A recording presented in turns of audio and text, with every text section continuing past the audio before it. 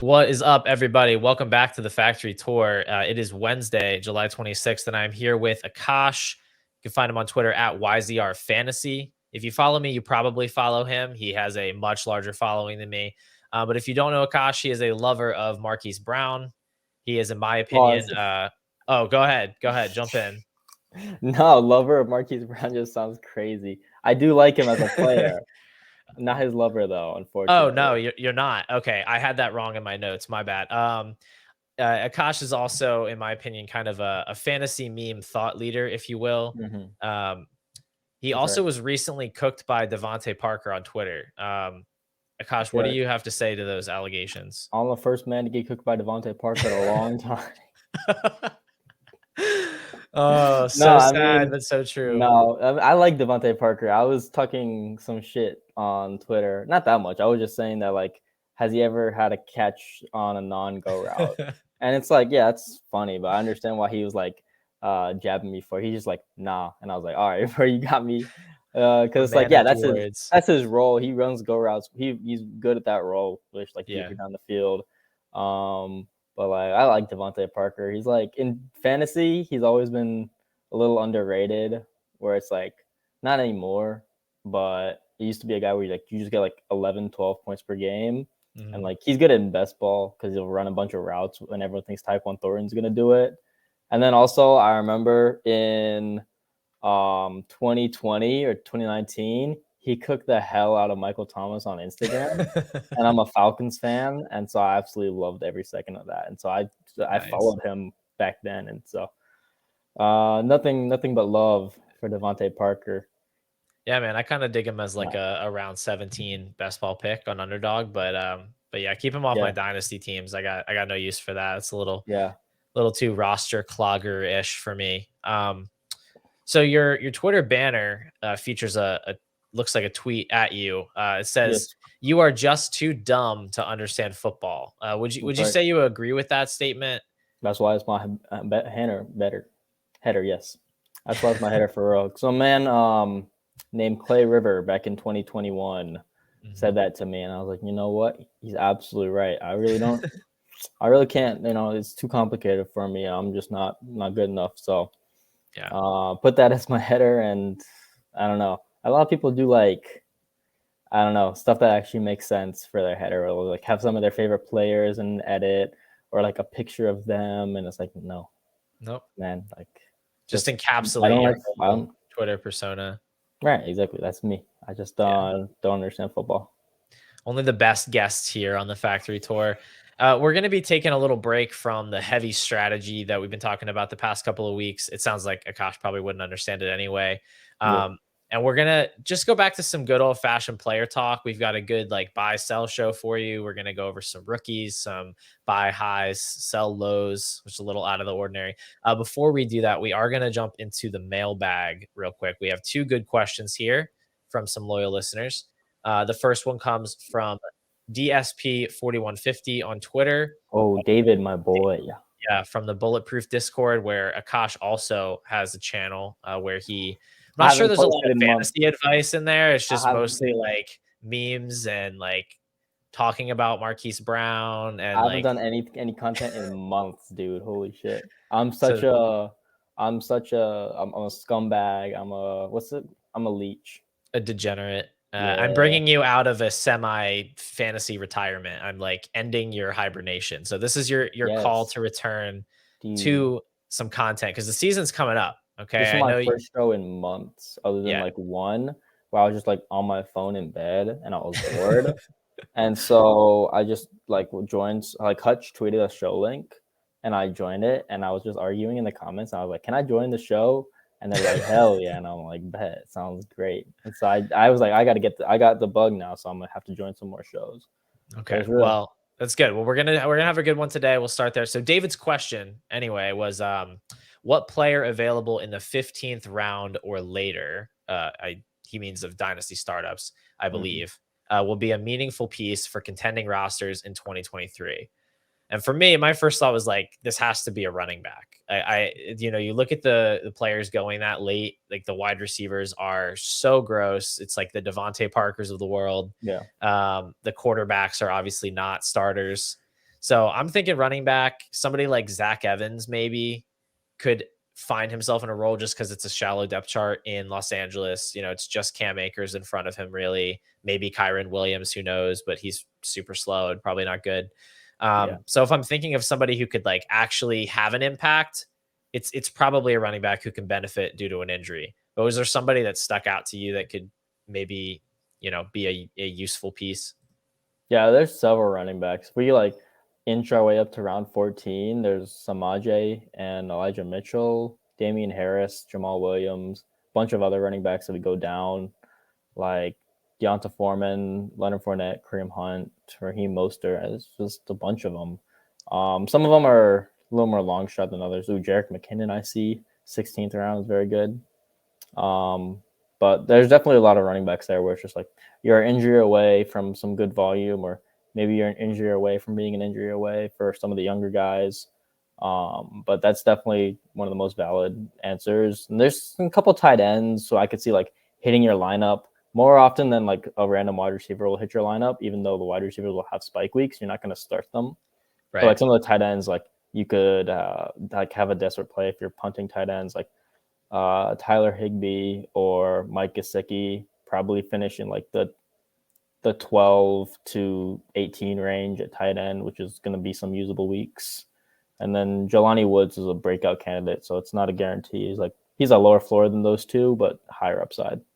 Yeah, I actually wrote down Jelani Woods. I figured I should have a non-running back answer. I think he's one of those guys who could like maybe have an Eric Ebron type of season, just like catch a bunch of touchdowns because he's huge and at that low price, like maybe you lost, maybe your starting tight end got hurt and he's the guy that fills in and just does enough, right? Or maybe someone like Gerald Everett too, going in the 16th round, like kind of flying under the radar, but he's back in Los Angeles with Justin Herbert. Like that offense is going to throw the ball like crazy. Kellen Moore is the one who turned Dalton Schultz into something. So, maybe there's more targets for Everett than we think. So yeah, I definitely think tight end's more likely to make an impact than wide receiver. Honestly, by the time I get to that part of a startup, I'm really only clicking running back or tight end. Like I The don't really. closest I can get at wide receiver is Nico Collins and Justin Ross. Is Nico Collins going that late? 15th round, yeah. Is he? Oh, he's a good answer. I don't have enough love of Nico him. Collins. So, yeah, I've been drafting him like crazy on Underdog, but he's been going up. yeah. But yeah, I like him. You can get out of here with Justin Ross, but Justin Ross is just an upside thing. I don't really think it's that likely, but it's definitely more likely than like, I don't know, man, Terrace Marshall or Xavier Hutchinson. How about some Adam Thielen? You trying to get some Adam Thielen in your life? No, I'm good, bro. All right. Dude, it's legitimately so bad for him, bro. Oh yeah, he's dust. I think he was like dead last in yards per outrun last year. 1 yard per outrun, a single yard per outrun. It's bad. Insane. Yeah, dude. But Nico's like, so the easiest way to buy players is when you're drafting, because if you're trying to trade with someone, it's always going to be someone who's a little bit higher on the player. You have to make actual negotiations, and so that's tough. So I haven't done any startups, so I don't have any Nico Collins, and I haven't been actively trying to trade for him. So I guess it's something I need to get on. Man. Yeah, try to get him like thrown into some deals. See if you can pick up some shares, because I mean, I don't think he has like insane upside, but I think he could jump several rounds and be a nice like value accrual, get some hype this year. I think we answered that one pretty well. Yeah. Let's go to the second question. Comes from Actual Goose FF on Twitter. He asks, should contenders be sending their seconds and thirds for aging vets right now, or holding them to plug gaps during the season, such as buying this year's version of Jeff Wilson / Jamal Williams? I'll let you take this one first. What do you think? Yeah, you should wait on that for sure. It's something where you don't need to be rushing out right now. I know it's cheaper right now. It's cheapest back in like April, May to buy veterans. And so what you can do is you can buy veterans back then, like no matter what, for second, third round costs, even first rounders, like guys like Kelsey or Adams and stuff like that. And they'll gain a little bit of value as you go into the season. And they'll always, like, especially the high value guys are always going to be interesting to someone. But right now, it's really not the time to be doing that, just because they're starting to get more and more valuable as people get to start to look to the points on their roster. But you still have that injury risk. You still don't know what your needs are per se. And so You want to be able to stay flexible with the picks, and then when the time comes, if you need to make some moves, then you still have that flexibility with your seconds and thirds to make those kind of moves. And also, your seconds and thirds will be a little bit more valuable in 2 to 3 months time. Not that much. They gain the most between January and May of a year, but you'll have players who are trying to like hit a couple road bumps early in the season, and they just want to blow it up and go for a top pick. And so then your picks are intriguing to them, and their players are intriguing to you. So it's a lot easier to get some deals done and plug some holes. Yeah, I totally agree with you there. I mean, I think for the most part, you're gonna want to hold these picks. Like, if there's a very clear value win, then I'm for it. You know, somebody's like, hey, Yeah. I'm rebuilding right now for some, like, because teams do that. They'll just blow it up for no, like, early for no reason, and they're like, Yeah. hey, Keenan Allen for a second, and you're like, Dude, cool. I I was literally gonna say that exact same thing. Keenan Allen for a second, bro. He is the, like, the contender buy, right? But Yeah. otherwise, yeah, just wait, because like you said, you don't know what your needs are gonna be. Like, if you're a contender right now, like, if you think you're a contender, your team's probably pretty good. It means you Yeah. probably don't have some glaringly obvious holes. So you're gonna wanna wait till in the season, like, if you have an injury, right, to go out and trade a pick. You don't need to go trade a pick right now for some backup running back who, first of all, could lose their job by the time the season starts, or second, you might not even need them the whole year, and then they, go to zero. You didn't even use them. So I definitely think guys are always going to be available during the season. Like, teams shift their own needs around, or teams that think they're contending become rebuilders. So there's always going to be some wide receiver or running back you can go get. You don't want to, like, lose that flexibility now because you, like, just had to go get Jacoby Myers, you know? Yeah. It's not really not something to. I agree. Yeah. So I think that's a good answer. Let's move into the main portion of the show then. We're talking about buys and sells. So right off the top, just give me a little bit of your process, I guess. You said you haven't been making a lot of trades, but when you are making trades in your leagues, how are you identifying players you'd want to buy and sell? Yeah, so back in like 2021, 2022, when I went outside a lot less and was a little bit more depressed, I would just be scrolling like keep trade cut a bunch, making random content. And my content back then was just like circling guys with a screenshot on my iPhone and saying, "Holy shit, bro, this guy's so overpriced or this guy's so underpriced." And then from there, like I would go out and send some deals. I'll be like, "I can't believe that." Like pick some example from now. I can't believe that George Pickens and Treylon Burks are right next to each other in ADP or something like that, and then try to make a trade off of that. Or the process is roster construction for me too, is also something where I'm trying to make buys where I'm like, okay, I have a lot of value on this team, and like I don't have any like top quarterbacks, and so I'm like, okay, I'll package some things to try to go get Mahomes or something like that. um and so it's like looking at calculators or ADP and seeing which players I think are undervalued, or just going after players in general who I like, especially at tight end and quarterback, where there's a lot of scarcity for the good guys and a lot of there's scarcity at tight end, and then there's quite a few good QBs, but they're all very expensive, and so that's something where you have to make those kind of moves. Those are the moves like I want to be making because it's really hard to get them. So I'm like aggressive. Yeah, that all makes a lot of sense. I've been talking with a couple guests like over the past few weeks about I've just been hammering like buy elite tight ends, buy elite quarterbacks. Always a good idea to do that.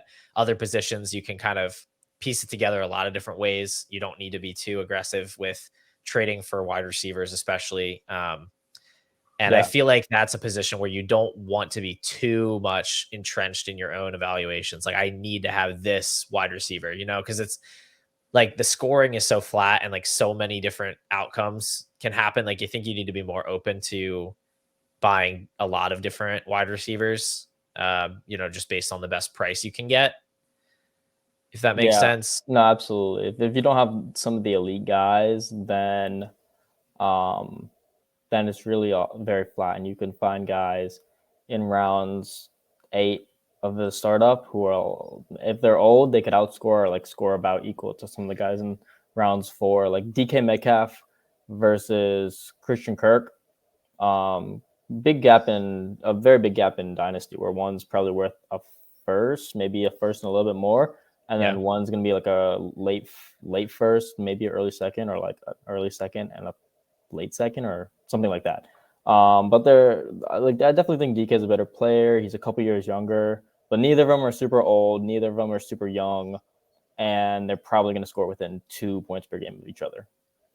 Right. And that's where I feel like when you're trading, you can't be like, well, I'll trade for Christian Kirk, but I won't trade for Amari Cooper, or I'm not going to trade for Right. I'll take Brandon both of them Ayuk if or I whatever. if It's they're like just available. if the value's right, like you get those wide receivers and you have that flexibility with your trades. But I Yeah. do think The one ADP exception and to that rule is Mhm. Zay Flowers, of course. Of course, of course. Well, maybe we'll talk about Zay Flowers later on, because you're kind of a hater.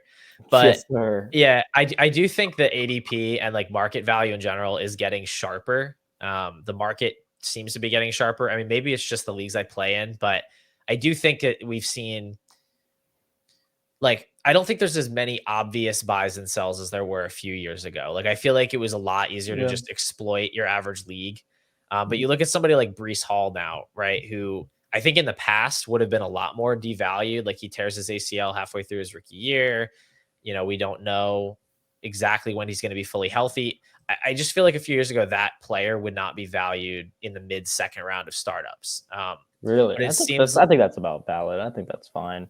Like we saw a couple years, Saquon Barkley tore his ACL. His value didn't go down at all. If it was his second year going into his third, Brees Hall going into his second year, I don't think that. I think a couple years yeah. ago That's would have been fair. I about the mean, same. Saquon was the RB1 as a rookie, though, like Yeah, overall. So I feel like that's a little different. But yeah, I mean, you're right. Well, what about Deshaun Watson is another example? Somebody I who agree. Yeah, came back. He was terrible last year. I feel like the he's market so of old would have been a little more reactionary, would have faded his ADP, but like yeah. he's a first round startup pick or borderline first round startup pick. Yep.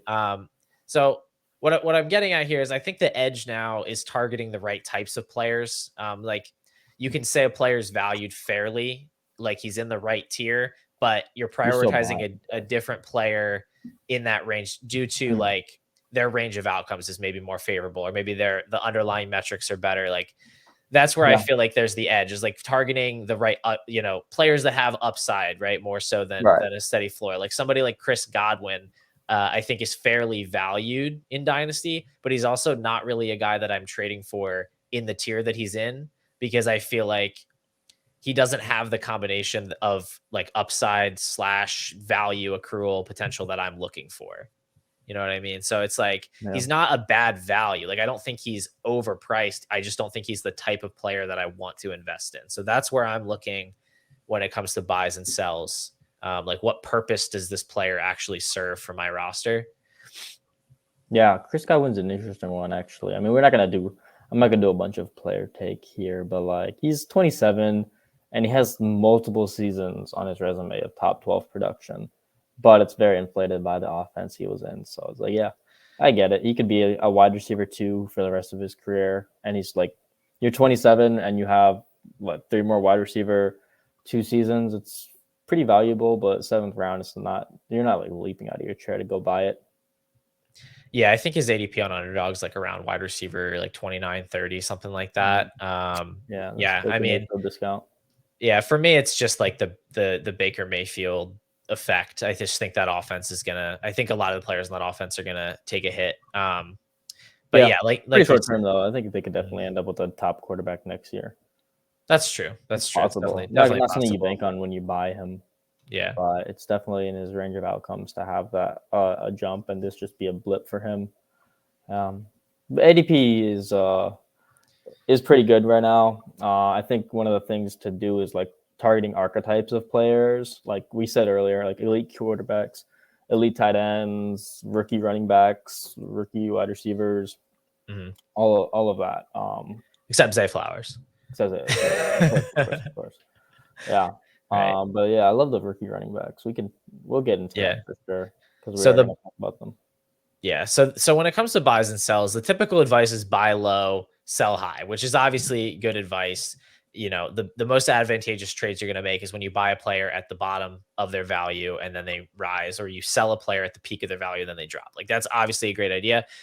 But I do think that sometimes we should be willing to buy players high, so to speak, or sell low, pay above the market price, sell below the market price, just seeing which way the wind is blowing. And so that's what I want to talk about here, highlight some guys that we're willing to buy at a high price. Guys that aren't necessarily undervalued or massively undervalued on the market, but that we're still willing to pay for, and players that we're willing to sell low, part with for a low price. Maybe their price was higher just a few months ago and now it's lower. It feels bad. Sunk cost fallacy kicks in. You want to just hold on, but there's still potential for an even further drop. So my first guy that I want to highlight here, a buy high, is Brees Hall, actually, who I just mentioned, who is going at the 208 currently in startups as the RB3. And Brees Hall just had like an unbelievable rookie season that was cut short by the ACL injury, but he was first in juke rate last year, second in breakaway run rate, third in true yards per carry. He was an excellent rusher on the ground on top of a really steady role in the passing game. He had multiple games with 10 targets.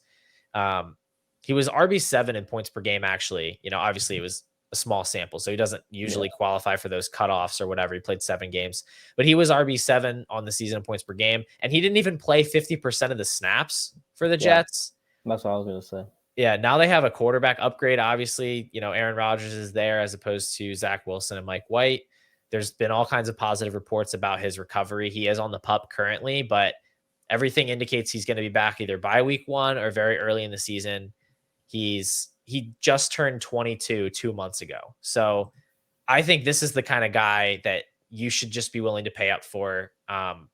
There's not a lot of running backs in Dynasty that are young and elite that can give you multiple top 3 type finishes. And I think he's one of them. So are you with me, Akash, or are you buying in on Brees Hall? Yeah, he's another guy with that's the kind of archetype of player I want, where he's very proven from college into the NFL until his ACL tear, and his recovery is going well, so that's not a big concern. There's a little bit of there is obviously not perfect, but is going to be a guy that will come back and produce this year and then into the future. And just because he is a really young running back who's a good player, his value is just going to be really stable for the next 3-4 years. And so he's a guy where you really can't go wrong. You're basically, I'm going to say this later too for a couple other guys. You're just getting free production basically because the value is going to stay around the same. And so that's the kind of guy that you want to buy high, buy at any price. Yeah, that's a good point. You're kind of renting the points, as it were, for at least the next year or two before any of that age concern kind of kicks in. Do you have a player worth buying high?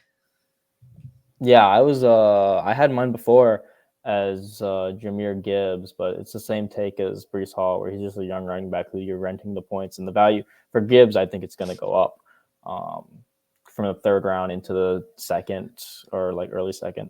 Absolutely love Gibbs. He's my most rostered running back in Dynasty. I think he has a very good chance to be the Dynasty RB2 this time next year. I agree. He's tied with A-Train for my most rostered, but I actually changed my answer to Chris Olave. It's a similar point where he's a young guy who had a tremendous rookie season. As far as rookie seasons go, obviously, there's not a lot of guys. Only 4 players this millennial has ever finished as a wide receiver 1 in their rookie season, but it's Olave was not one of them.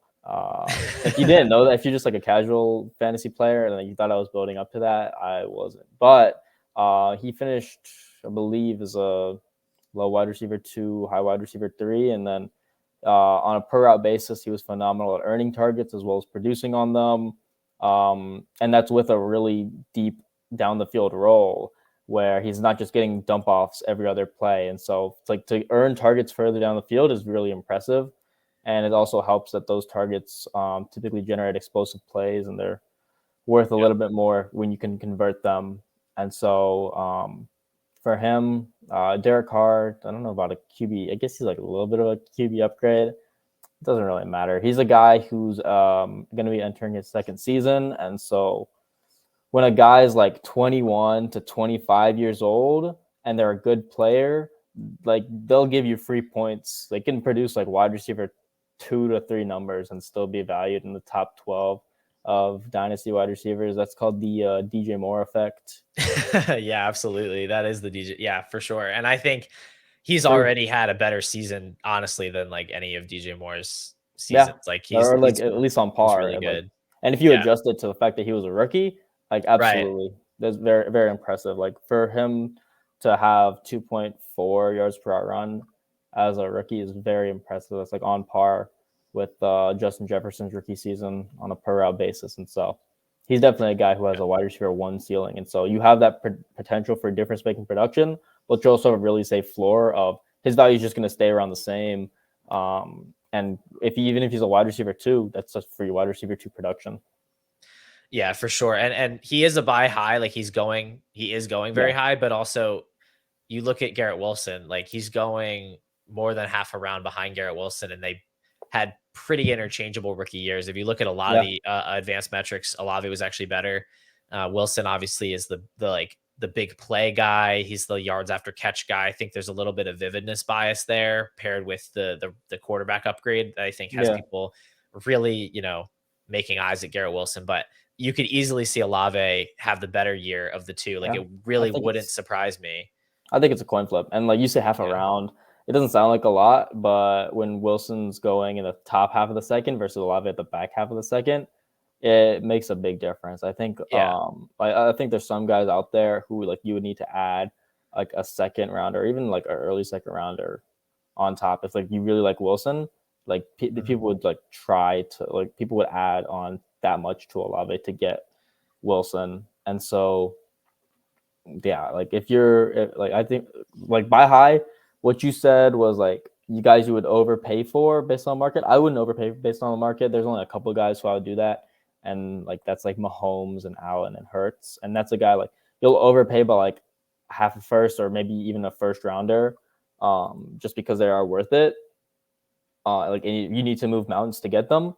Olave, like he's a buy high in terms of like he used to be like a sixth, seventh round startup pick before his rookie season. Now Yeah. he's a second. That's buying high to me, where it's like I don't care that the price has gone up. I'm getting on. I didn't get on the elevator last year, but I'll get on the sixth floor instead of the ground floor. If it means I can go up to the 10th floor. Right. And you're not just going to say, well, I missed the boat on Olave. I'm not going to buy him because he's too expensive now. Like Right. you can see where this is going and you think he's worth getting in on. I actually traded T Higgins straight up for Chris Olave in like week 13 last year. And like Oh, I got roasted in my league chat and now he's going like a full round ahead of Higgins. It's kind of yeah. funny. I traded, dude, like week 6 or 7. I traded Saquon for Olave in a first, or maybe it was Saquon Oh in a my second for gosh. Olave in a first. Oh my gosh. You really Yeah, killed good shit. that, man. Yeah, it Call was it nice call an ambulance, but not for me. Oh for man, real. that's But brutal. it's good That's a trades. great trade. Yeah. Those Hey, points in season are worth a lot. yeah, Um, for sure. take notes, everybody. Okay. Those are both guys I love, guys that you can definitely pay out for and make a good case.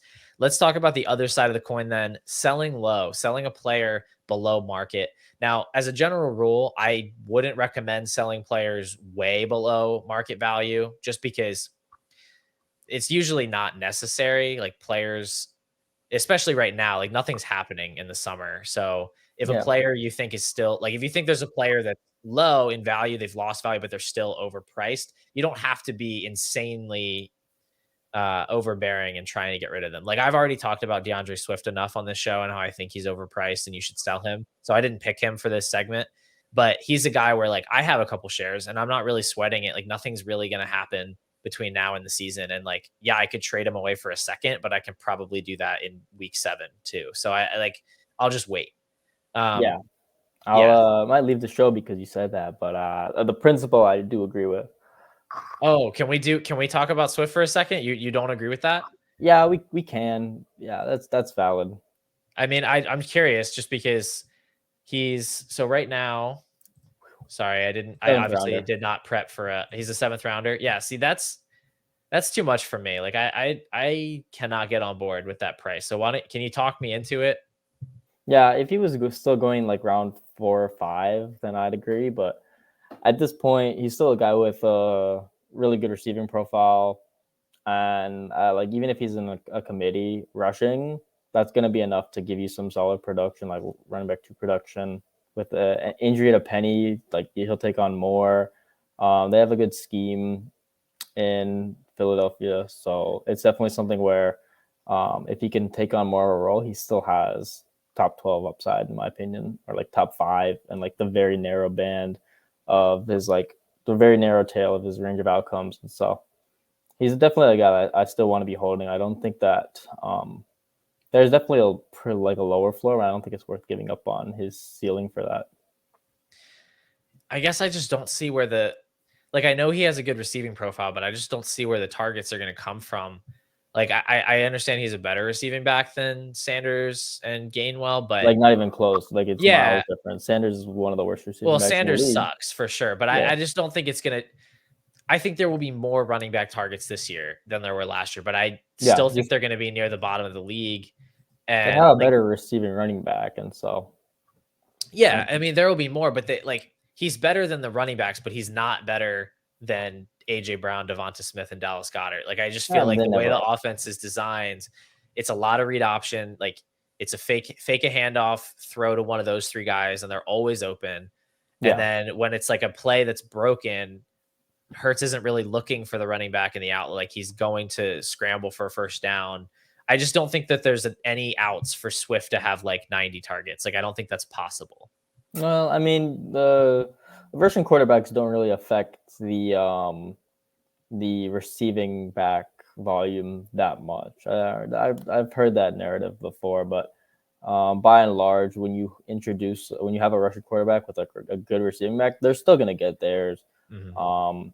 But there are a lot of cases where they'll be rushing quarterbacks, and then like their running backs don't get a lot of targets, but mostly because of the role that the teams envision for that player. Like if you have if you have like a J.K. Dobbins who was like a decent, like an okay pass catcher in college, but nothing special. You come to the NFL, like they drafted him because he's an explosive rusher, not for his receiving chops, and like that's what they're gonna look for. So that's why they drafted him. So that's the role they keep him in. Versus Mhm.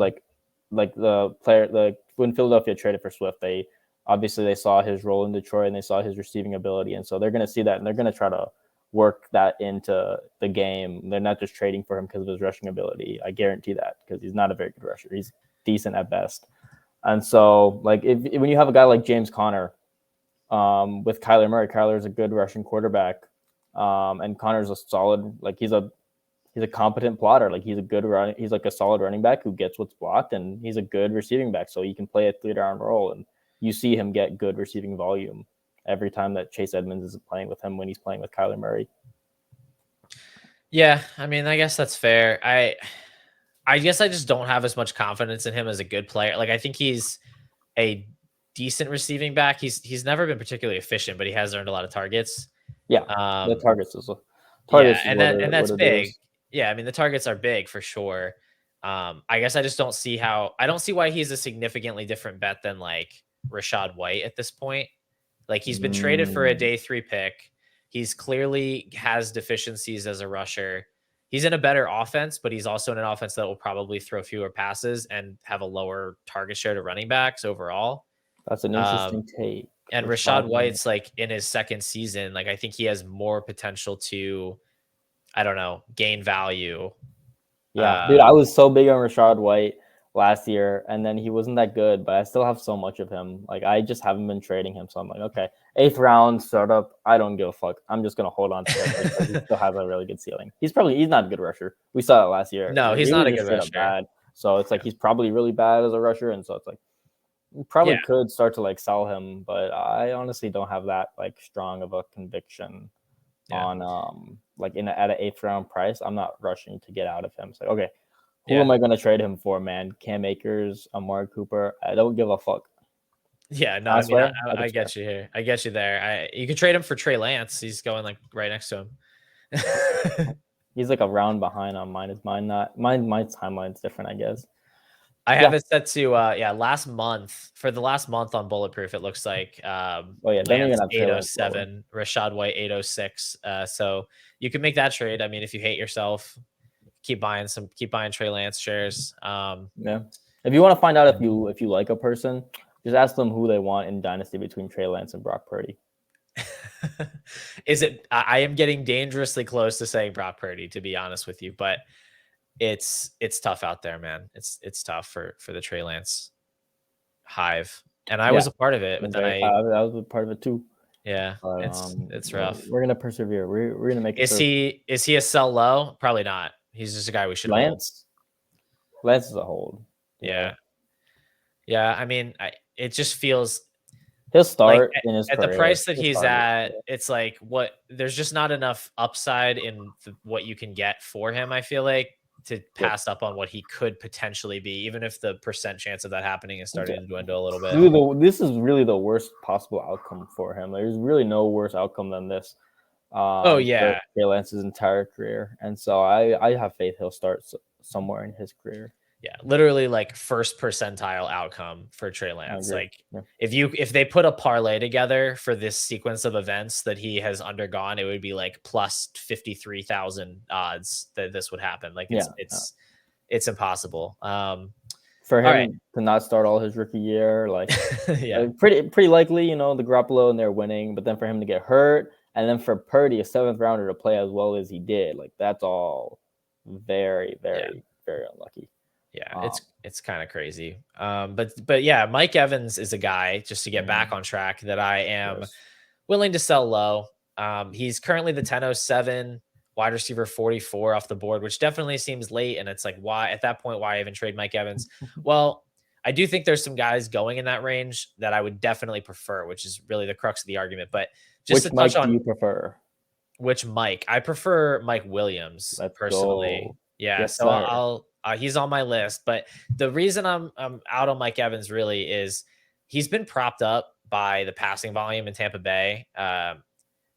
Like Weekend at Bernie's style, like he's just like a dead body, and they put the sunglasses and like the Buccaneers have been top 2 in pass attempts per game for the past 3 seasons, and that can mask a lot of target earning deficiency.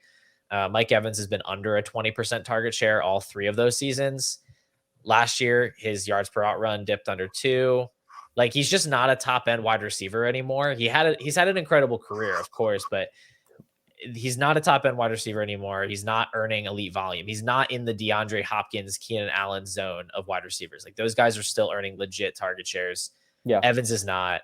That offense could totally crumble under Baker Mayfield. Like it could be an absolute nightmare. Kyle Trask could be starting by week 5. We have no idea. And honestly, like if Baker's starting, I think Chris Godwin's a better fit for that skill set anyway. You look at the way Baker targeted Odell Beckham, which is to say that he didn't. I don't think that it's a good fit for what Mike Evans even does well at this point. He turns 30 next month, which is a kind of a death knell for wide receiver dynasty value. So yeah, I mean, for all those reasons, it's just like not a guy I want to roster under any circumstances. Yeah, he was barely clinging on to top 12, top 15 production with Brady and that offense. And so now you have him going underdog at wide receiver 31, 35-ish. Yeah. I imagine. And he's 30 years old. Like he's old and he's not going to be providing any, he's not going to be giving you any meaningful production. So it's like, well, I don't want to hold that. You can take some upside because wide receiver 3s are still replaceable. Then it's like, okay, you can trade him for, like Mike Williams is a year younger and he'll have like 1 more point per game. But then even then it's like, okay, I'd rather trade him for like a Bateman or like Elijah Moore, something like that.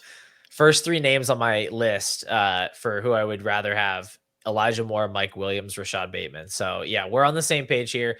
Like if you want points this year, Mike Williams is going 2 rounds earlier on underdog. He's a year younger and he's in an offense with Justin Herbert. Like, why wouldn't we just take that guy if you want points? If you want somebody that's going to potentially have upside, gain some value, like that's Elijah Moore, that's Rashad Bateman.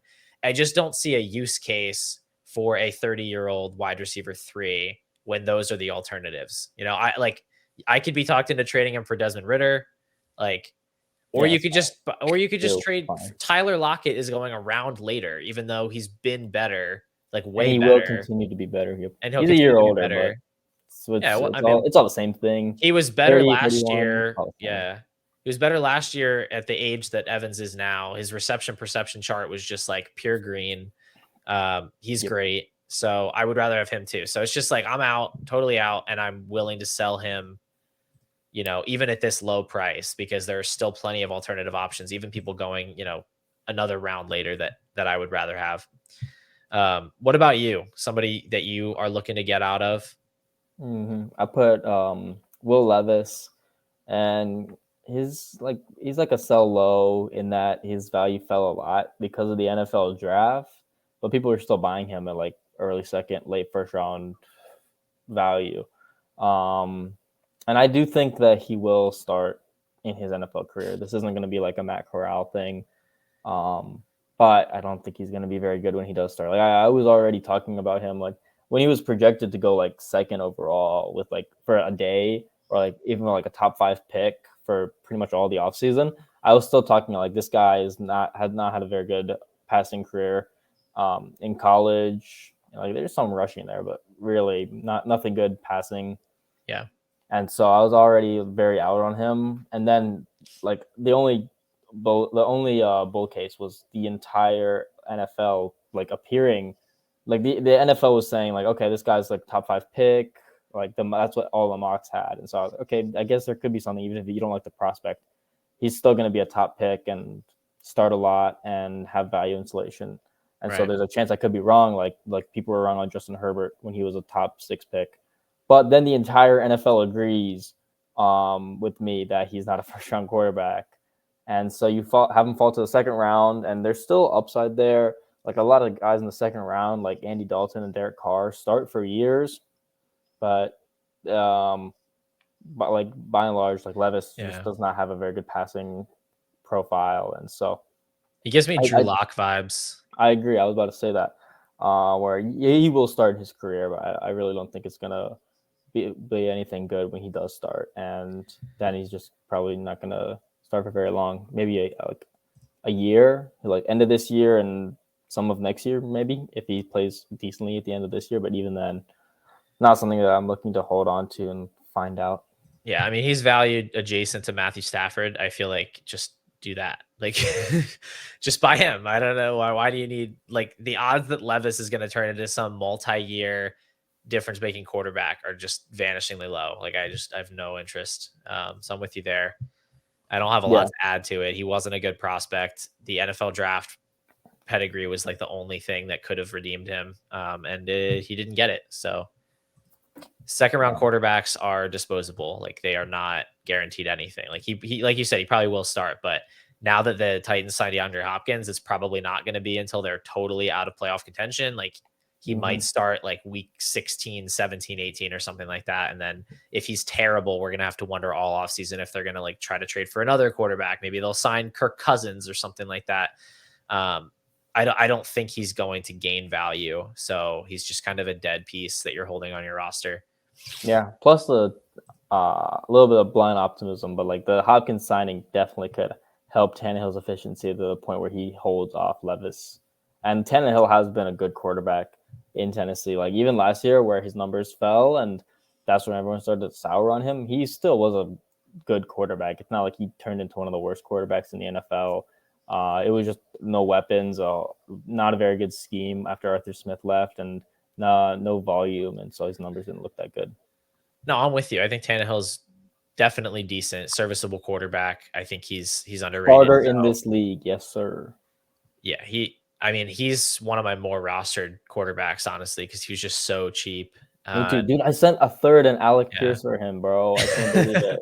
Yeah, it's so easy to get him. He's going 2 rounds after Levis, so it's like Ridiculous. Who too starts more easy. games the rest of their NFL careers, Levis And or he's Tannehill? and Let's he's be a real. great QB3 because you can buy him dirt cheap and he can spot start through all your bye weeks. And then if he gets benched in week That's 15 what or 16, like who cares? You should have 2 other quarterbacks ahead of him anyway for the playoffs. So that's what I've been yeah, doing. Yes, sir.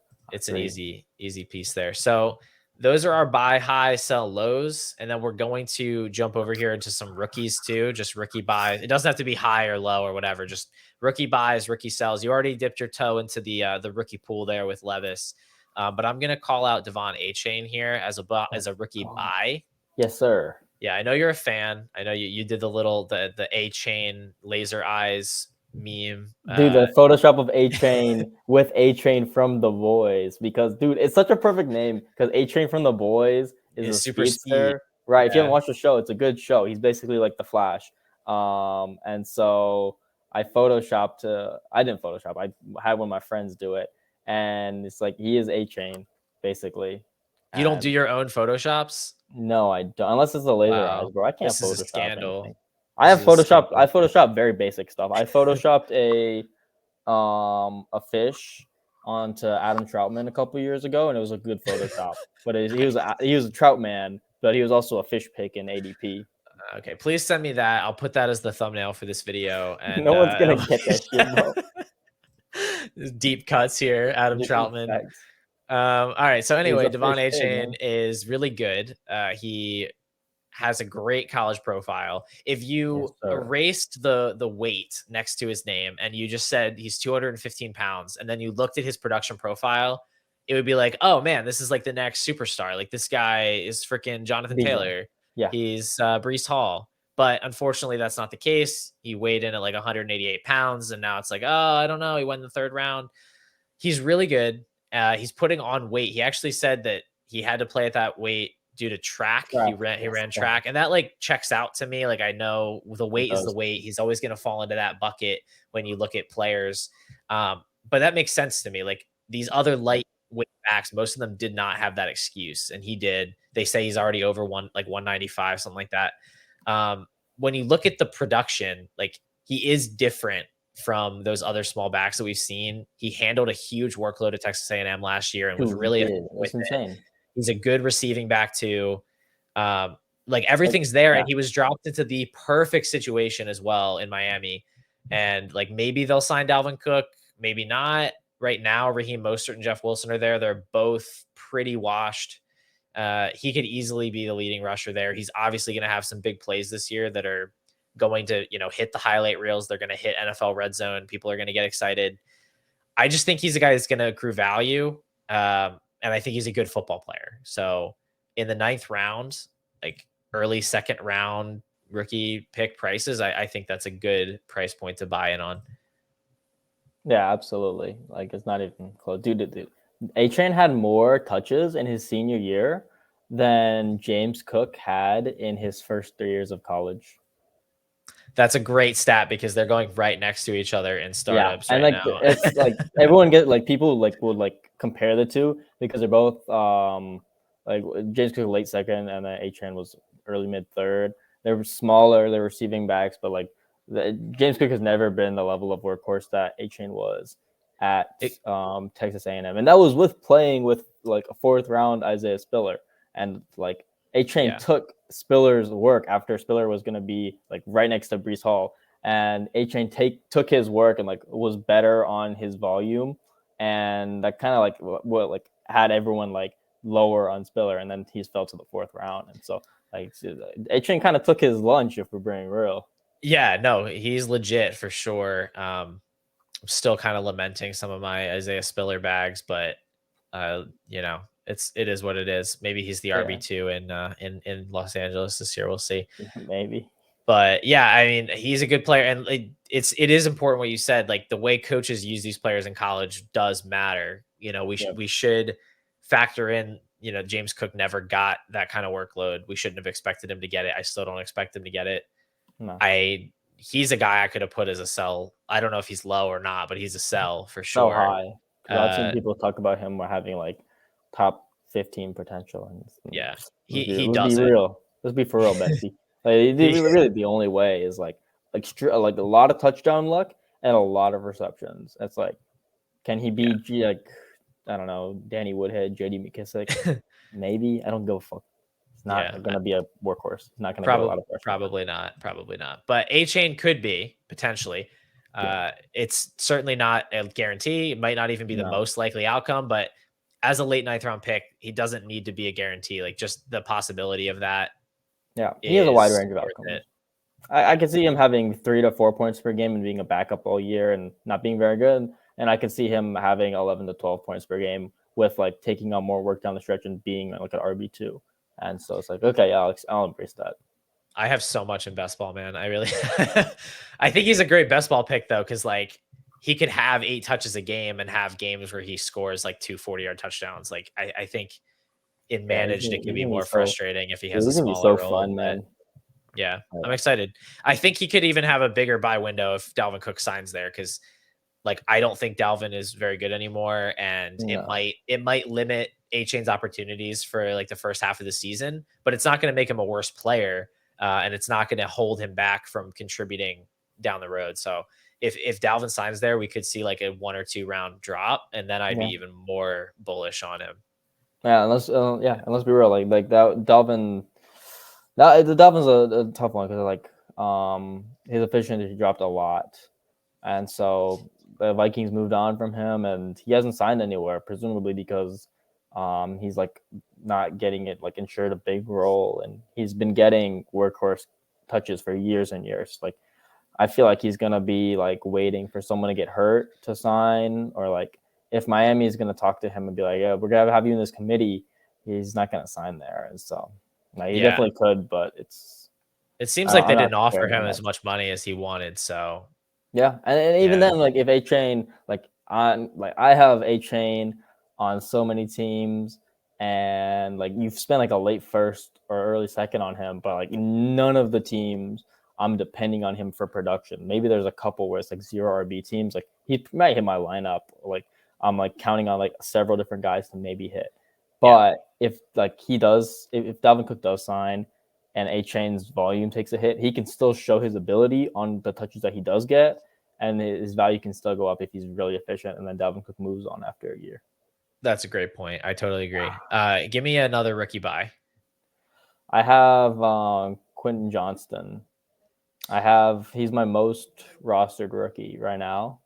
Like the 107, 108 range, I was just hammering him. I had a lot of those picks, and so Johnston's like profile in college was very good. He was he dominated a lot of volume for TCU, and then he had a high A dot, like average at the target, but he was also really good at breaking tackles. So he's like kind of a freak I in saw that that chart, dude. That chart was so he's insane. busted. He's like He broke one that chart. lone dot off in the corner. Like Yeah, he's they're yeah. they're they're inversely correlated. Like basically, it makes sense in my head, but like I talk to people and they're like, I guess that makes sense. Where it's like it's not very intuitive, but like if you have a lot of deeper targets, you're not getting as much chance to get yards after the catch, and so you're not going to have as many broken tackles. So for him to have a high average at the target, but then also have a lot of broken tackles, just shows like he's a very versatile player who can really do it all. Yeah, And that makes so perfect sense. How is yeah, that how does that not make sense? Like you catch a if you ball well 30 yeah yards down the field, there's no defenders back there. It's like one guy. Like if you catch a ball yeah on a screen pass, you have to break like 4 tackles if you're going to get to the end zone. Like when you catch the right ball down the field, first of all, it's usually like a contested catch and you just fall down, like the Mike yep Williams special. Uh, so to like be open in a place where you can jump, like get up there and get the ball and then make a move and get to the end, like that is a special skill for sure, and it's hard to do. yeah So like it's dude super intriguing. And you drop him into a Justin Herbert offense, like I get how that's appealing. yeah, but like if you say like if you walk up to someone and like or you're talking about football, but you just say like they're talking about Johnson, and I just say like, dude, his missed tackles force per attempt was so good, like despite his high ADOT. Like people are looking like, well, I don't know what the fuck those words mean, bro. Like you're just gonna be standing there talking, you'd be like the guy whispering in the girl's ear in the club, or she doesn't know what's happening and she doesn't care. Like, You're like the uh, guy at the party standing against the court, like they don't know that Quentin Johnston's broken tackles force per attempt is right, really exactly. impressive. Exactly, bro. Yeah, It's like, okay, I'm gonna be a fucking. I have my nerd words, but like to put yeah. it simply, he's a freak. That's all I can say. I just don't talk to those people. That's the thing. Like They I don't talk to me, is simply the don't. thing. Yeah, I mean that's fair. I'll say stuff like that to my wife though, and she'll be like, "That's awesome," and she like doesn't know what that means. I'll ask her like who I should draft to, and she'll give me advice based on like the player's name and whether it's cool or not. She'd probably like Quentin Johnston's a cool name. I think it's a good one. Dude, yes. I was like, I've been talking to this girl for like a month now, and I asked her like what my biggest beige flag was, and she's like, fantasy football. And I'm like, yeah, that checks out. And then last night I was driving home. I like dropped her off at her house, and I was driving home for like 30 minutes, and it was like 1 a.m. So my eyes are so dry. And I was like, I gotta talk about something. I'm just gonna like mansplain fantasy football so I don't like fall asleep on the drive. And Nice. she was like, yeah, no, that makes total sense. And she didn't get it at all. And then she fell asleep. So obviously it's going very well for that. It's She okay. was like, All yeah, right. it's not a deal breaker as long as she allows you to say the phrase missed tackles forced per reception and doesn't like leave the room. Mhm. You're good. Like that's I'll all let her you know really right need. after this. I'll text her for sure. Yeah, definitely get on that. So yeah, Quentin Johnson. I didn't get a lot of him. Unfortunately, didn't have those picks. I guess all my teams made it too far in the playoffs or whatever. So I couldn't get a lot of Quentin Johnson. But Oh yeah, I didn't have uh, that problem. Like first round exits that put you right in the Quentin Johnson range. yeah, You you were you like stayed for actively someone else's tanking. pick. You were like benching your players in the playoffs to make sure that you were in the Quentin Johnston range of the draft. I mean, that's Like 40 he's chess right that there. good. He's that good, Yeah. man. Dude, I I'm like more of a Jordan Addison guy, to be honest with you. what other first round like what other like highly drafted wide receiver is playing with like such a good young quarterback besides Jamar Chase? Like there really is none. In His recent situation's memory, so good. last year all the situations sucked. I remember that. Yeah. And they Uh, kind of all are like they're all of the situations right now are kind of mediocre. Like AJ Brown's there, but like the offense is pretty low volume. If you put yeah. AJ Brown in Mahomes' offense, he's gonna have 25 points per game. Oh my gosh, dude. I would. But like, dude, like Herbert offenses are gonna be throwing 5,000 yards like almost every single year for the next 5 years. He just signed that extension, and so it's like super excited for Johnston's upside. And stuff. Obviously, I'm not just drafting him because of his offense. Like, you have to be a good player too, and like based on his Yeah. college profile, I think he's gonna be a good player. But that like offense definitely Yeah. does not hurt. He also made like a cool one-handed catch in training camp, so that helps Everything as helps. well. Yeah. When you have over 50% of a player, you take all the propaganda you can get. That is a good note for sure. 50%. Yeah, that's some heavy exposure right there. It is. Uh, it's a bold strategy, Cotton. Hope it works out for you. But no, Yeah, I mean, I should do. I see the appeal. Yeah, I have one. I said this earlier, but I have in I'm in 16 dynasty leagues. I think I only clicked 13 of them for this, like the 13 that are super flex, 12 team PPR, and I have like one Jordan Addison and seven Quentin Johnson. It should probably be like 5-3, but I don't care enough to do it, and so I'll just like totally not diversify at all and put all my eggs into one basket because I'm just doing it for fun. I could lose every single league this year, and I'll only lose a couple $100. So I'm not like gonna diversify or like take it all too serious or anything like that. It's really just That's for the fun, spirit. and I make memes on the side. I don't even make content anymore, man. That's the spirit. We brought Akash on here so he could explain his existential opinions about fantasy football. Yeah, Um, I'm a fraud. Like I'm in this industry, man, and I have 13,000 followers for no reason. Like I'm not an expert, and I just do this shit for fun and make memes. You just have to be funny. That's all you need. well, you are pretty funny. I think it's funny that you are going to go down with the Quentin Johnson ship. Thank you. No, I think he could be good. I think he could be good. I don't know. I don't know what his role is going to look like this year. It's going to be interesting with Keenan and Williams. They'll probably run a ton of 11 personnel, I imagine, but I don't know where. I guess they put Keenan mostly in the slot and Yes. let Quentin play like Z. Yeah, I think it's Yeah. gonna be looking like for Keenan, you're probably gonna be looking like a 25% target share, and then maybe 24, 25, and then Mike Williams pencil him in for like 19, 20, and then Yeah. Johnson's wide range of outcomes for sure. He could have like 5 to 10 if he's bad, but like I think he'll probably be like 13 to 17 ish, and so there'll be some spike weeks for sure.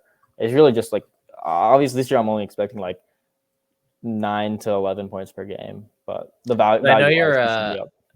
I know you're a big Josh Palmer fan though. So like how do you fit him into this offense? Ah man, what can I say? Dude, I got owned last year on Josh Palmer. Like he is so bad in his rookie season, and then I was like, I don't give a fuck about him. And Jacob just keeps hammering like, dude, he's gonna be a wide receiver 3 every time. Anytime Mike Williams and Keenan Allen miss time, I'm like, I don't really care. And I think in Dynasty I won. Yeah. In Best Ball I lost because he did produce that, but now no one cares about him. Well, So I mean, it happened to all I be play that is like Dynasty, so I guess I win. Keenan missed like the first half of the season, and then Exactly. Mike Williams missed like the second half. Like it was the perfect storm for your Josh Palmer L. But yeah, I don't think he Yeah, really lost out on somewhat of an anything. L. Like you can never, I can never lose that. Like I don't know. We can call it a draw, Jacob. Like that's all I'll Jacob, if give you're you. listening, the Josh Palmer war rages on. Uh, did he even have like 15 points in a game last year? Oh yeah, he had multiple spike weeks. Like Oh, did he? he Okay. was like that. Well, what can I say? Like I'll take that. Like if you drafted him in like 16th round of a best ball draft, and it was like you can take that. Like sure, like that's some spike weeks that could help your team for sure. But How about a dynasty best ball league? That would be a decent format to have him. yeah, I not mean, anymore. maybe He's not. less exciting now. Yeah. Well, yeah. I mean, I guess because he's probably gonna end up starting in their sets at some point in the next years. Like any three of the boys miss time. Like Josh Palmer Yeah. can just slot in somewhere and be okay at it. Yeah. But That's probably enough Josh I don't Palmer know. talk I for was one about to say the exact podcast. same thing. We don't need to talk about Josh Palmer. How about Come some on. rookie We sells? have families. You want to go first? Rookie sell? I do. I put Dalton Kincaid, but I could also put Zay Flowers. You can pick anybody you want, man. Yeah, I put Kincaid right now, dude. Right now, Kincaid's tight end 7, which is kind of crazy to me. I mean, Yeah, I but get don't that you the know he's landscape the Bills sucks. starting slot receiver? Yeah, the landscape sucks right now, and so it's like, okay, him versus like Pat Fryermuth, or him versus like I won't say Mayer because Mayer's another rookie, and I think Mayer's a better prospect. But like, I guess he could be 7th, he could be 8th, maybe. Dude, give me Pat Fryermuth by a mile. I don't Yeah, understand. Like the hype on are they the like the Josh same Allen age? connection is too much for me. Yeah, they pretty much are. Fryermuth was pretty young when he came into the league. He was a little old. He's 25 now. Oh, is he? Okay, I was wrong. Kincaid's old. He's 23. I think Kincaid. I think Dynasty Ian tweeted something where he was like the same recruiting class as Trevor Lawrence and Justin Fields. I mean, he's older than And Kyle Kyle Pitts, that's Pitts. for Yep. sure. Mm-hmm. Yeah. Like imagine what Kyle Pitts would be doing in college football last year. Like, and that's like okay, Dalton Kincaid is 23 years old, 22 last year, dominating college football. It's like okay, man, like you put Kyle Pitts last year, Kyle Pitts, and rookie year Kyle Pitts on a college football offense, bro. He's going absolutely insane. Game over. He's winning the Blitnikoff as a tight end. What can I say? Yeah. Yeah. Like, I mean, that's 100% true. I think that's why I we like age I adjust. I don't even dislike Kincaid as a prospect. Like I think he's a fine receiving prospect and he landed a good spot, but Yeah, this is just like unjustified hype. Like Dawson Knox is still there. The idea that he's going to come in week 1 and just be the slot receiver is kind of unfounded. nuts. Like, you know who's good at playing slot receiver? Slot receivers. I don't know. Yeah, Like it's not, they're like, oh, it's a mismatch. Sure. But like, I guarantee you Khalil Shakir is a better route runner and would earn more targets if you put him in the slot versus Kincaid. Like Kincaid's still a tight end and he's a rookie tight end. yeah, Um, it might be easier for him to play that spot than to play like in line as a rookie, but it's still not going to be super productive for him. yeah. So I don't know. Pat Fryermuth has had like pretty good targets per outrun, pretty good efficiency so far. He's actually going to be useful this year. I think Pat Fryermuth is like a lot closer to Dallas Goedert than he is to Dalton Kincaid. So I I was think that just about to say like he's a round away from Dallas Goedert, but then I clicked on Goddard, dude. Guess Goddard's age. Don't click on anything. Guess well, I'm an Dallas Goedert's Eagles age. fan. I'm pretty sure he's like 28 and a half. He's exactly 28 and a half. Yeah, damn cheater. Well, like, I'm dude, I not a thought he'd be like cheater. 20. I thought he'd be like 26, man. What the hell is this? I'm not a cheater. I That's just not very know. Like fair. we drafted him the year after we won the Super Bowl, and he's just been on the team like And he was forever. an Because of old. Zach Ertz. He was an old prospect too. Yeah, but he's really good. But yeah, I mean, I He think is good, dude. I Kittle's think 30. That's fucked up. him and Fryermuth should be kind of interchangeable, and then I think Kincaid should lag behind. I don't think he deserves like multiple rounds on Laporta and Mayer. That's too much for me. All these tight ends are so old as prospects. Like Mark Andrews was drafted in 2019. 2018. He was drafted in 2018, and he's 27 now. I guess Yeah, that tight means ends are old. he was 22 as a rookie, so I guess that's fine. But then, dude, and then Kyle Pitts is like, yeah, Kyle Pitts couldn't even legally drink until That's until why he was Kyle in Pitts his rookie is year. such a massive Dude, smash of a buy. Dude, Kyle Pitts' first football game where he was allowed to legally drink was when he went to London in his rookie season. Which is ironic because he didn't have to be 21 to drink in London. Exactly. But That's the entire point. He was 20 when he went to London. Yeah. I think he was maybe, I don't know. Maybe I'm wrong and I made that up. Maybe he turned 21 right before that. But the point stands, he turned 21 in his rookie season. I don't know how he got on Kyle Pitts talk, but you should probably go buy Kyle Pitts. I can't believe he's like a third rounder right now. Every time tight ends come up, you inevitably talk about one of the only ones that matters. Like, exactly, bro. Dude, dude, Stroud versus Pitts, not even a conversation in Dynasty. Let's be real. Sell Dalton Kincaid plus your firstborn son for Kyle Pitts. Yeah, whatever you need to do to get Kyle Pitts. Like if you can go from Kincaid to Pitts, whatever you need, as long as it's like not like horrible market value, go do it. You can try it up for Goddard too. You can try it for Andrews. Start with Kincaid in a first, see what happens. Like I definitely think that would work in some leagues. I agree for sure. Yeah. I meant to say this earlier too. Yeah. But it's just like good wisdom.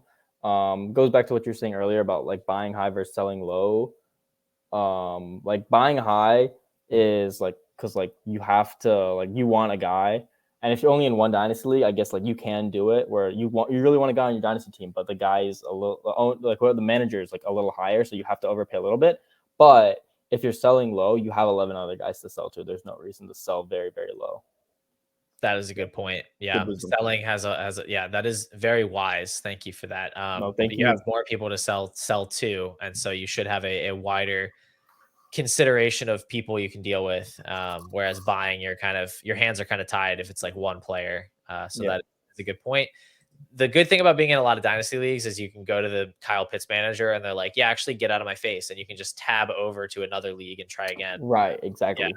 So I've had that for sure. Like I've been trying to buy Kyle Pitts in one league for multiple years and it just doesn't work. So it's like, okay, whatever.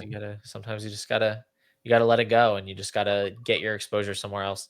My last guy here.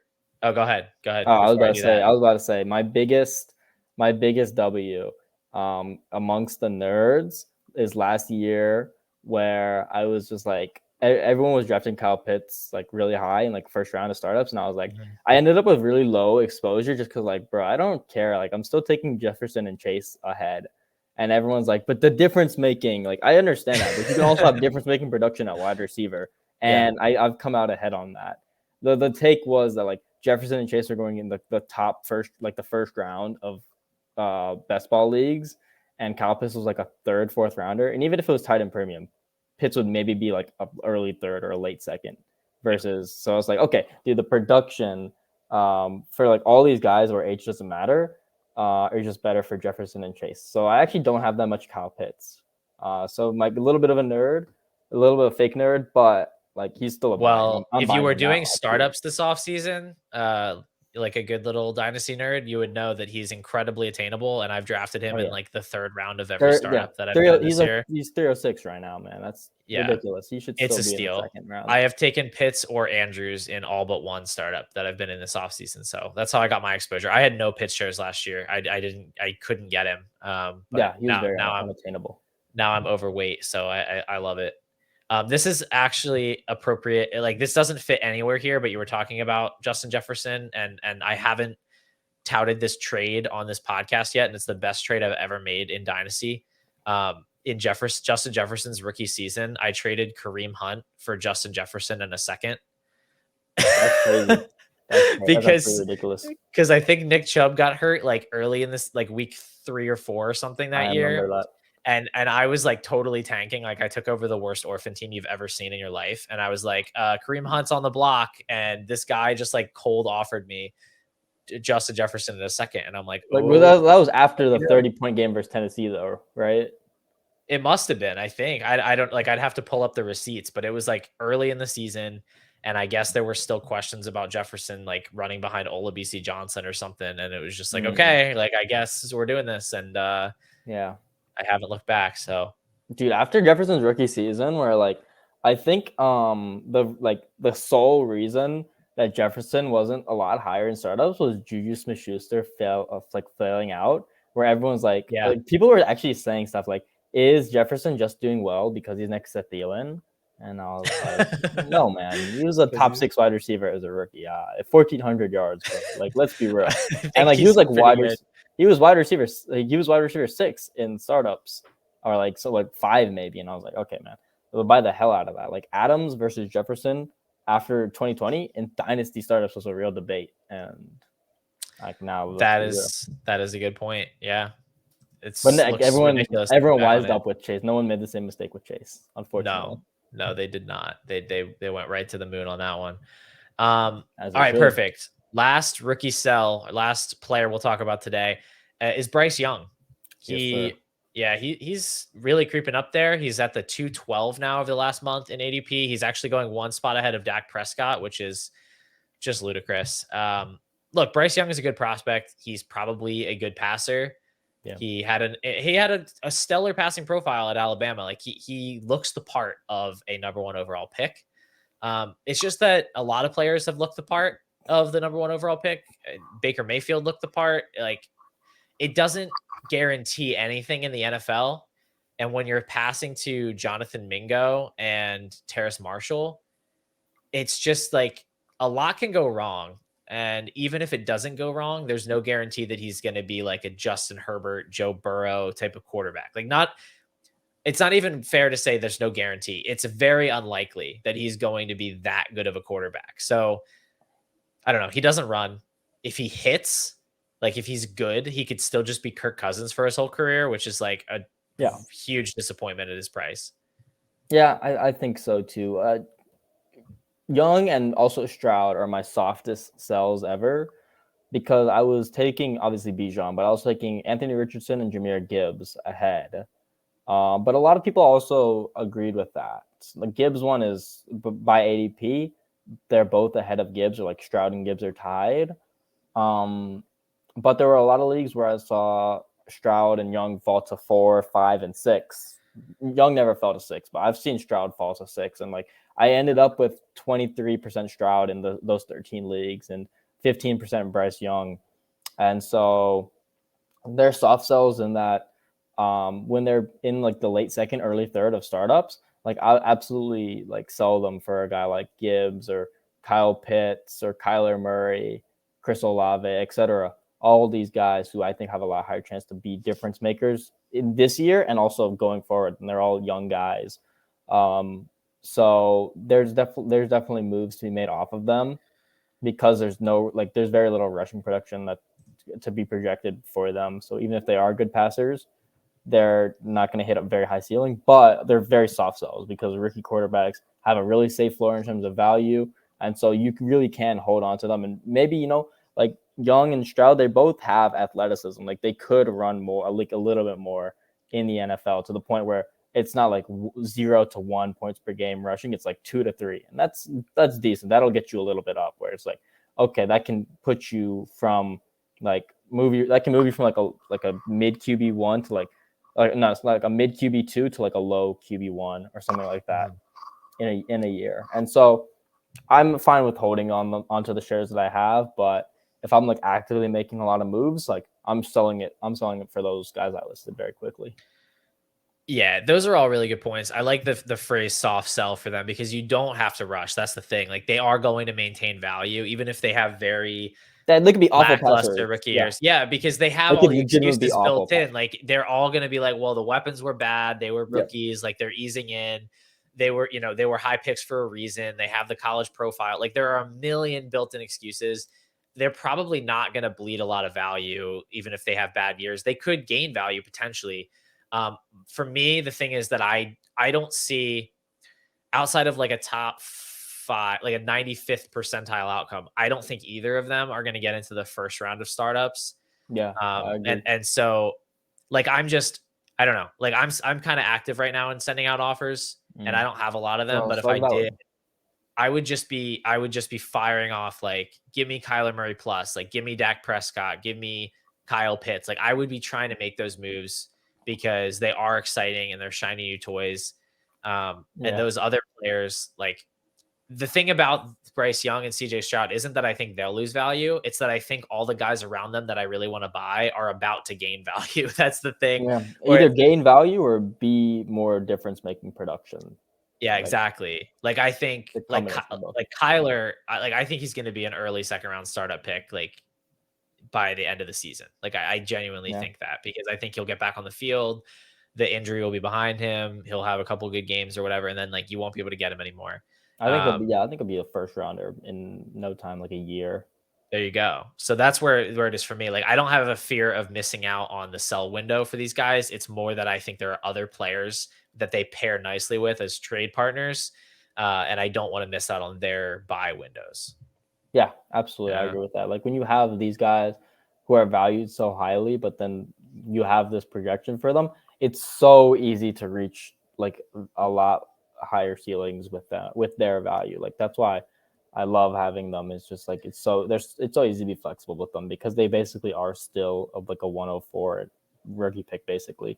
yeah, It's so easy to sell them, and so very soft sell, but they're still a sell. yeah. I only ended up with one Bryce Young, and I just Mm. traded him like 2 weeks ago for Josh Allen. Not straight up, but like I traded him with some stuff for Josh Allen. So Oh, not mad that's about great. that. Yeah, Uh, yeah, it was yeah. like It was like Bryce Young, Brock Purdy, Jahan Dotson, and like a late first for Josh Allen. Yeah, So dude, like the thing that like for me, I had like a lot of those picks. And so like what I did in my freshman year of college, so 2 years ago, the 2022 draft, is I would like I made so many moves to get out of picks where I didn't want to pick a guy. But then last year, and it was the same in my freshman year, but I didn't care. Like the rookie draft season is literally the same week of exams for me, or like the week before. And so I don't have brutal. the time. So I was just like, okay, I'll pick these guys. Like they're good. They're like they fell a little bit. Like I made like a lot of trades still where I'll be like I just like quickly send out a second and a 106 to a 105 to get Jahmyr Gibbs instead of JSN or something like quick like that. But then if like they fell to me, I would just take them because I can sell them later for the same price basically. Yeah, absolutely. I mean, I was fine with any of those top six guys. Like if I had a 106, like I was just chilling. I'll take Yeah. JSN if he's there. I'll take Stroud if he's there. Like no big deal. Yeah, it was four. It was Yeah. four guys, like not four. It was five guys for me, like the burger place.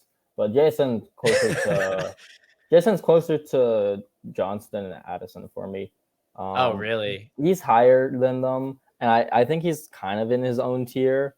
But I understand why he's like in the tier with Gibbs for some people, but I just don't have him there just because he's not going to project it for the same production in his rookie year, and I don't see the same chance for like value like a top 12 NFL pick at running back versus a first round wide receiver. The hit rate is like 80% or like 90% like compared to like 50%. Oh, Gibbs JSN was not a discussion the No, second I Gibbs agree. got picked, like for sure. I mean, I was Gibbs over JSN before the draft. Yeah, and I'm Gibbs Yeah. over JSN by like a second round rookie pick, and so Oh, more like than that for me. yeah, Yeah. I agree more, but like that's what constitutes a tier break for me. Yeah. And so like I did not have him in the same tier. I guess he's floating in his own tier just because he